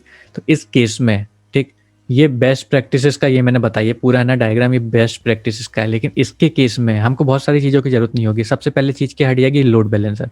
इसको लगाने की ज़रूरत ही नहीं। क्यों? क्योंकि इसमें कभी इतनी रिक्वेस्ट आएगी नहीं कि बैलेंस को लोड करना पड़े, है ना। हमने बेसिकली प्रॉक्सी वगैरह लगाई है ना, और यहाँ पे फायरवॉल्स वगैरह वो सब चीज़ें ज़रूरी है। लेकिन लोड बैलेंसर की ज़रूरत नहीं, क्योंकि ये कभी सेल वगैरह ऐसे करेगी नहीं बिग बिलियन डे जिसमें एक साथ हज़ारों लाखों रिक्वेस्ट आ जाए, है ना। जो अपने IRCT की वेबसाइट है वहाँ पे लोड बैलेंसर बहुत ज़रूरी है, क्योंकि वहाँ पे एक साथ खूब सारी रिक्वेस्ट आती है ना। ईबे में भी नहीं लगेगा तो चल जाओगे। ईबे कभी ऐसे सेल नहीं करते जिसमें एक साथ करोड़ों रिक्वेस्ट आ जाए, राइट। उसमें भी लोड बैलेंसर को लगाना जरूरी नहीं है। ऐसे खूब सारे टॉपिक है लंबा, अब उसको खींचेंगे तो काफ़ी टाइम हो जाएगा, इसलिए मैं इसको और डीप में नहीं जाना चाहता हूँ, है ना। इस जो हमने आज कवर किया ना, बेसिकली यही था फंडा अपनी नेटवर्क सिक्योरिटी का। तो या जो हमने आज कवर किया, ठीक, यही हाई लेवल के कवर किया। अब इसी में और डीप में जाएंगे, है ना, हर डिवाइसेस के बारे में समझेंगे। वो सब फंडा होता है नेटवर्क सिक्योरिटी में। अगर आपको साइबर सिक्योरिटी में जाना है तो सिर्फ हैकिंग वैकिंग करके और उससे नहीं होगा, सिर्फ अपना रन करके अपने टूल्स वगैरह, वो तो ठीक है ना। पेन टेस्टिंग में जाओगे ठीक है, लेकिन अगर अच्छी पोस्ट जाना है, आगे जाना है, तो आपको ओवरऑल जो अपनी सिक्योरिटी कैसे काम करता है ना। सिक्योरिटी क्या है? सिक्योरिटी एक आर्ट है। मेरे लिए साइबर सिक्योरिटी एक आर्ट है, आप भी साइबर सिक्योरिटी को एक आर्ट समझो, है ना। ये सब ये मत समझो कि हमको खाली लिनक्स चलाना है, उसमें टूल को रन करना है, ये करना है, वो करना है, वो नहीं, है ना। स्क्रिप्ट किडीज वाला काम नहीं, पूरा आर्ट है साइबर सिक्योरिटी, है ना। हमारा एक समझ लो, एक वो है, क्या बोलते हैं, एक जैसे डांस वगैरह सीखते हैं ना लोग, डांस सीखते हैं और एक्टिंग क्लासेस होते हैं। साइबर सिक्योरिटी पूरी एक आर्ट है। उसमें नेटवर्किंग भी समझनी है हमको, है ना, ये सिक्योरिटी सॉल्यूशंस भी समझने, सब कुछ समझना है ना। ये सब समझेंगे तो ऑटोमेटिकली सब कुछ आ जाएगा, क्योंकि हर चीज़ समझना बहुत ज़रूरी है। जैसे मैंने ये बताया, इसमें हमने क्या क्या कवर किया, हमने सिक्योरिटी सॉल्यूशन डिवाइसेस कवर किए, है ना। अटैक्स वगैरह भी कवर किए, क्योंकि अटैक्स के बारे में पता होगा तभी तो हम बताएंगे कैसे कैसे उससे बचाएंगे। वो सब कवर हो रहा है, फिशिंग वगैरह कैसे होती है ना। तो अगर आप लोगों को साइबर सिक्योरिटी में आगे जाना है तो मैं आई वुड सजेस्ट कि पूरा का पूरी चीज़ें को लेके चला करो, है ना। नेटवर्क सिक्योरिटी, नेटवर्क के कितने डिवाइसेस है, कैसे हम उसको नहीं। ओके, चलो फिर आज का सेशन हम यहीं पे एंड करते हैं। And I hope you like this session, and I hope आपको ये पूरा प्रोसेस अच्छे से अंडरस्टैंडेबल होगा। आपको प्रोसेस का फ्लो समझ में आया होगा कि हम क्या क्या चीज़ों को मेंटेन करते, क्या क्या देखना बहुत ज़रूरी है नेटवर्क सिक्योरिटी में, राइट। तो वो सब चीज़ें हमने कवर की है। अगर इन फ्यूचर अगर आपको ये सेशन इस तरह के और चाहिए, देखो मेरा फंडा यही है, मैं वो जो स्क्रिप्ट किडीज़ वाले सेशन होते हैं ना, स्क्रिप्ट किडीज़ वाले मैं कभी नहीं करता हूँ। देखा होगा टूल चलाने वाला, कि टूल यार यूट्यूब पे, गूगल पे इतने सारे मिल जाएंगे टूल, और टूल चला के कुछ नहीं मिलने वाला। आपका टाइम वेस्ट है, मेरा टाइम वेस्ट है वो पढ़ाने का। लेकिन जो आज मैंने चीज़ पढ़ाई है, जो यहाँ पे सेशन लिया है ना, लिख के दे सकता हूँ ना, यूट्यूब पे मिलेगा, ये कहीं नहीं मिलेगा। ये चीज़ें आपको जॉब के टाइम पे काम आएगी, राइट। जॉब के लिए होता है ये सेशन, ये सब चीज़ें। अगर आप कॉलेज में आओगे उस टाइम, अगर आपको अभी से ये इन्फॉर्मेशन आएगी ना धीरे धीरे, तो आप अपने उसके अकॉर्डिंग, अपने माइंड होता है ना, माइंड को उसके अकॉर्डिंग ढाल सकते हो। तो ये इन सब चीज़ों पे फोकस करो। और अगेन मैं बोलूँगा, स्टार्ट करने के लिए CompTIA या network plus is the best, you can say the syllabus for any cyber security professional to kick off their career in network security। तो नेटवर्क सिक्योरिटी में जाना है या समझना है पढ़ने के लिए, network plus, CompTIA network plus वो पढ़ना स्टार्ट कर दो। उसका सिलेबस है, सर्टिफिकेशन होता है, जैसे CH का सर्टिफिकेशन है वैसे उसका भी सर्टिफिकेशन होता है, लेकिन सर्टिफिकेट कर लेने की ज़रूरत नहीं है, एग्ज़ाम देने की ज़रूरत नहीं है, सिर्फ वो एग्ज़ाम का सिलेबस पढ़ो। But that's all from my end. And I hope you like the video and you like the session complete.